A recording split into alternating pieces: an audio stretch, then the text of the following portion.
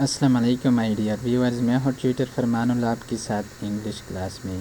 Dear students, जैसे कि आप स्क्रीन में देख सकते हैं, मुझे बाज़ार जाना है। अली कहता है कि मुझे वहाँ जाना है, उससे मुदाखलत नहीं करनी है। तो डियर ये क्या है, जैसे कि हम टेंसेस में पढ़ते थे कि जब किसी उर्दू फ़िक्र के आखिर में ता है ती है ऐसे वर्ड्स आ जाए, फिर इसका ट्रांसलेशन हो हम इस स्ट्रक्चर के मुताबिक करेंगे।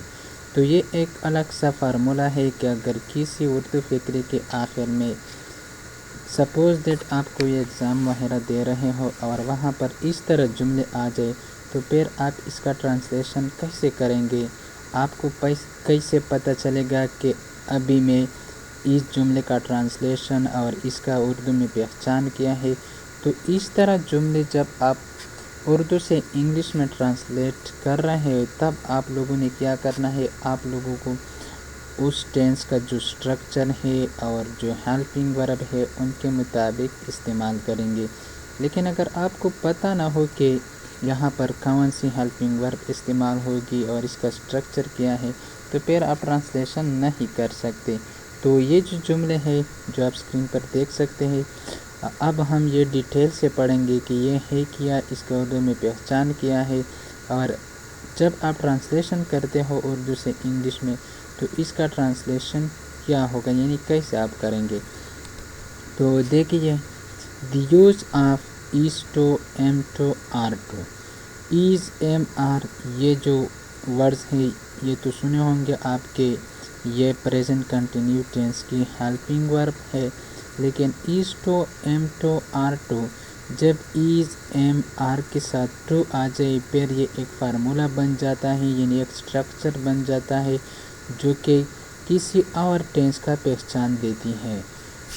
जैसे कि उर्दू में पहचान देके जब किसी उर्दू फ़िक्रे के आखिर में इस तरह वर्ड्स आ जाए जैसे कि ना है, नी है, ने है, तो फिर इसका ट्रांसलेशन हम इस to M to are to, इस to M to are to, ये तो आपको पता होगा क्योंकि हम टेंसेस का सीरीज़ ख़त्म कर चुका है और टेंसेस में हम डिटेल के साथ सब कुछ डिस्कस कर चुके हैं।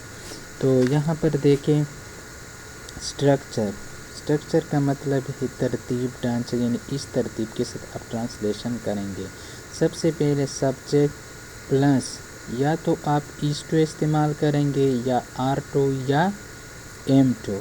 अच्छा, इज, ही, शी, इट के साथ ये तो आपको प्रेजेंट कंटिन्यूअस के जो स्ट्रक्चर है प्रेजेंट कंटिन्यूअस टेंस में हम पढ़ चुके हैं कि इस किस के साथ इस्तेमाल होगा, आर किस के साथ, और एम तो सिर्फ आई के साथ इस्तेमाल होता है। अच्छा, एग्ज़ाम्पल में देखें कि हम कैसे एग्ज़ाम्पल बना सकते हैं। ट्रांसलेशन देखें, सबसे पहला जुमला है मुझे बाज़ार जाना है। तो डियर, यहाँ पर अगर कोई कहता है कि मैं बाज़ार जाता हूँ, फिर इसका ट्रांसलेशन कुछ अलग तरीके से हम करेंगे। लेकिन अगर आपके टेस्ट में यही जुमला दिया है मुझे बाज़ार जाना है, तो आप इसका ट्रांसलेशन इस तरह नहीं कर सकते कि आई गो टू बाज़ार। अब इसका ट्रांसलेशन ना है, ये किस टेंस की पहचान देती है, ये जो अभी हमने डिस्कस कर दिया कि इस to M to are to के मुताबिक फिर आप ट्रांसलेशन करेंगे। यहाँ पर देखें, I am to go to बाज़ार, मुझे बाज़ार जाना है।